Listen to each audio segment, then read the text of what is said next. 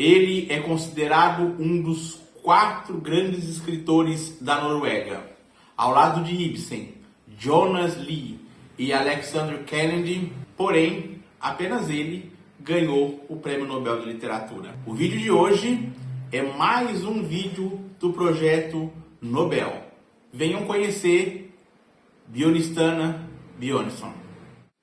Foi laureado com o Prêmio Nobel como um tributo à sua poesia nobre, magnífica e versátil, que sempre se distinguiu pela frescura da sua inspiração, como pela rara pureza do seu espírito.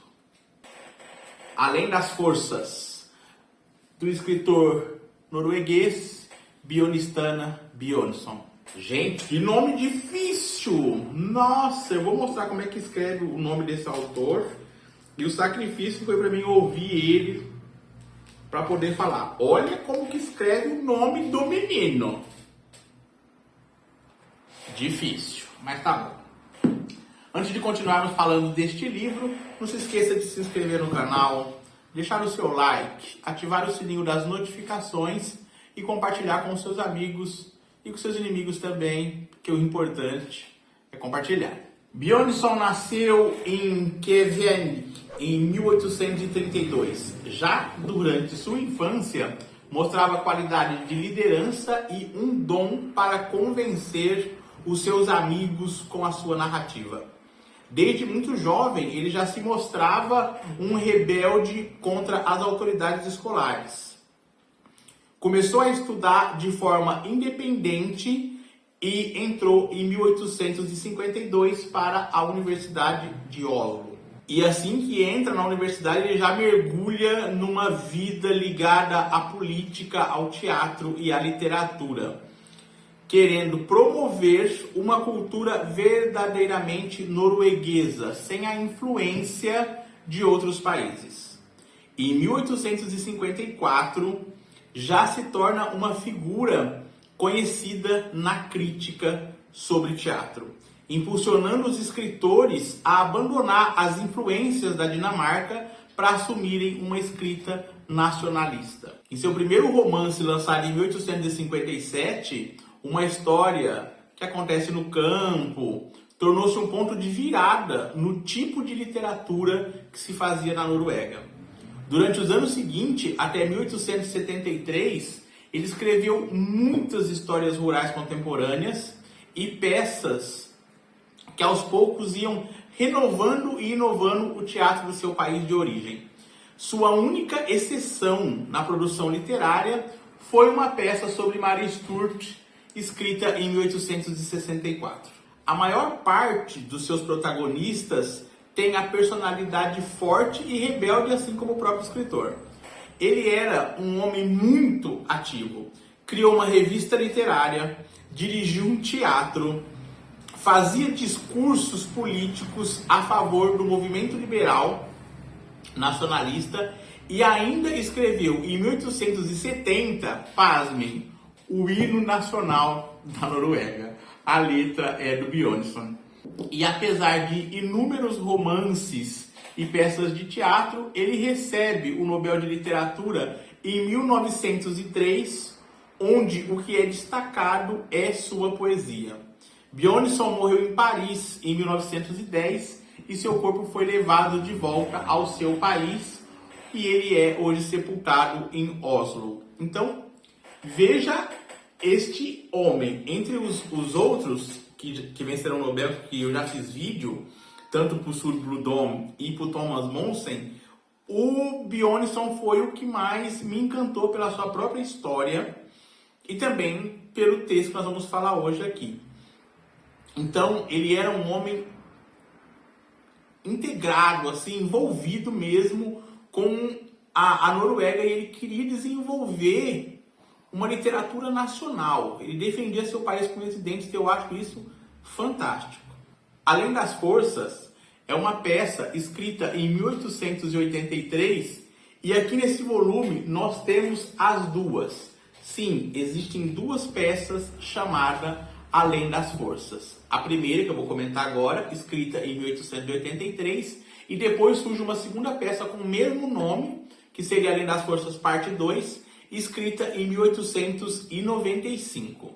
Mas vamos à primeira. Nessa primeira peça, uma peça em 2 atos, ela é considerada por muitos o melhor trabalho do escritor. Ela foi escrita em Paris e é uma crítica, um ataque mesmo ao cristianismo e na crença em milagres. Bjørnson era um homem que se envolvia em temas polêmicos. Ele já tinha escrito peças e livros também sobre relação sexual e agora críticas sobre religião, sobre política. Ele era um homem envolvido nessas causas mesmo. Ele não poupava críticas a tudo. O que temos aqui é um pastor chamado Adolf Sand, que ele tem 2 filhos, a Raquel e o Elias. Vejam aí, nomes bíblicos.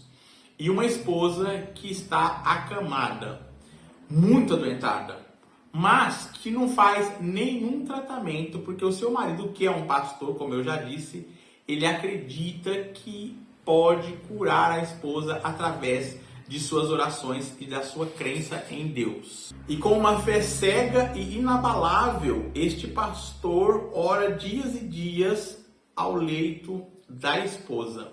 E apesar do Adolf aqui em alguns momentos se parecer muito com um fanático religioso, nós percebemos que ele é uma boa pessoa. Ele não é fanático, porque ele não quer levar ninguém a segui-lo, a seguir a igreja dele. Ele simplesmente acredita que com a força da fé dele, ele pode resolver o problema de saúde da sua esposa. Mas, infelizmente, mesmo com todas as suas orações e o poder da sua fé, a sua esposa vai morrer. E ele próprio vai acabar descobrindo. Na verdade, ele passa a acreditar que a religião é um engano, é um engodo. Nós vamos acompanhar este homem perdendo não só a fé, como também perdendo a vida. É uma peça que vale muito a pena ser lido. É triste saber que no Brasil não se publica mais livros e você vai ter que encontrar com muito esforço isso aqui em sebo. Mas é uma peça maravilhosa. Eu contei apenas o caminho que a gente vai trilhar aqui. Mas ela é muito mais que isso, e a profundidade dos personagens, tanto dos filhos que vão ver o pai nessa loucura para criar a esposa através da oração, da doença da esposa. Os personagens são muito realistas. Então é uma peça muito bem escrita que vale muito a pena a leitura. É um tema polêmico, sim, né? Porque ele desbanca a questão do milagre dentro das religiões, em especial no cristianismo. Mas, como eu disse, são 2 peças com o mesmo nome. Já em 1895, ele lança, então, Além das Forças, um drama social em 4 atos.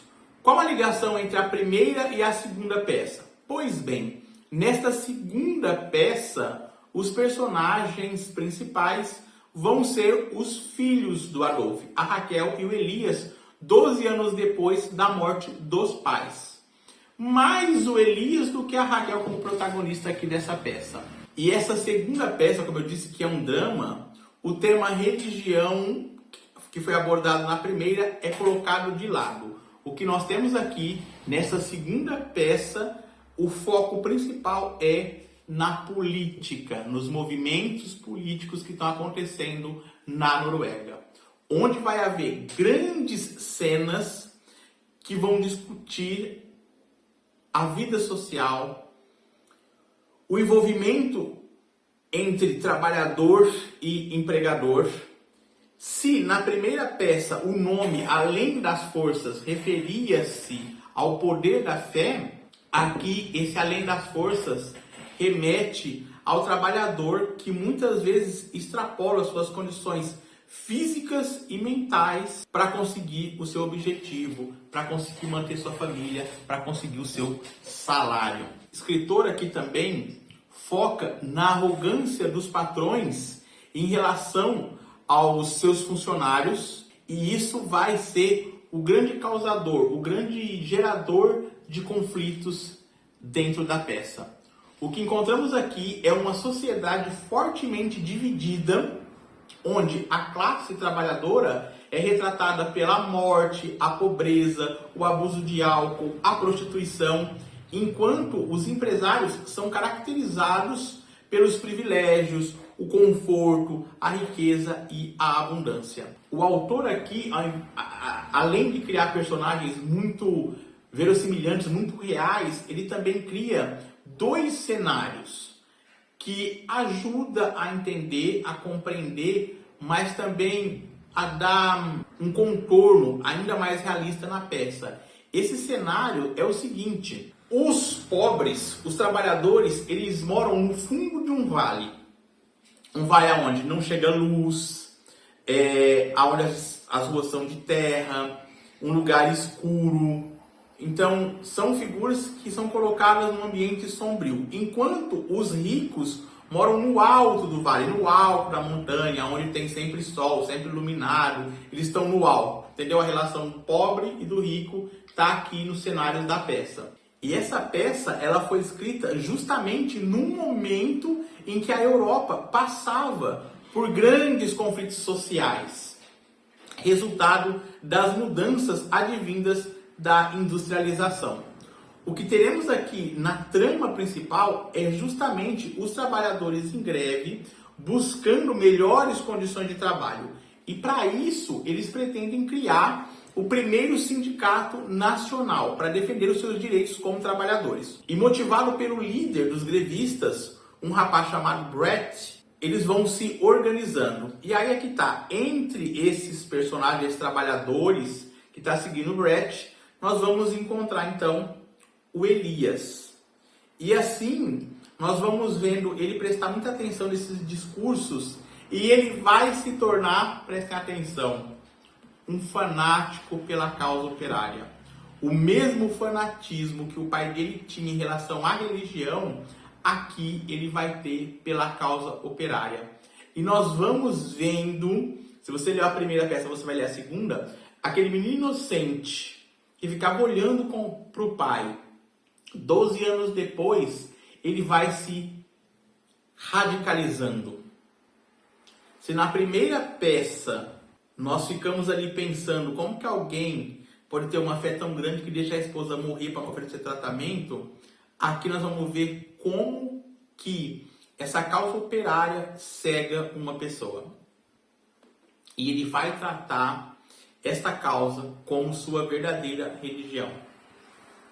Mas mais do que isso, ele fica tão radical que ele se convence que o único meio de conseguir melhores condições de trabalho é através da violência, é através de assassinato, de destruição desses ricos. Então, entendendo mais ou menos para onde essa peça está caminhando, nós vamos ver nascer no Elias um verdadeiro terrorista que se propõe a destruir o sistema ao qual ele está incluso em busca de realizar o seu sonho, de realizar a sua utopia, porque o que o Elias quer aqui é meio utópico. Como eu já disse, é uma pena nós não termos esse livro publicado. Deveria ter, maravilhoso, principalmente no momento de radicalismo em que a gente está vivendo. Se acharem algum sebo além das forças, comprem, porque vale muito a pena ler. Fica esta forte dica de leitura desta peça maravilhosa. Dos 3 livros que eu já li do Projeto Nobel, esse aqui, sem dúvida, até o momento, é o melhor. Vou ficando por aqui com aqueles recadinhos básicos. Não se esqueçam de dar o seu like e compartilhar esse vídeo com as outras pessoas. Até os próximos vídeos do canal.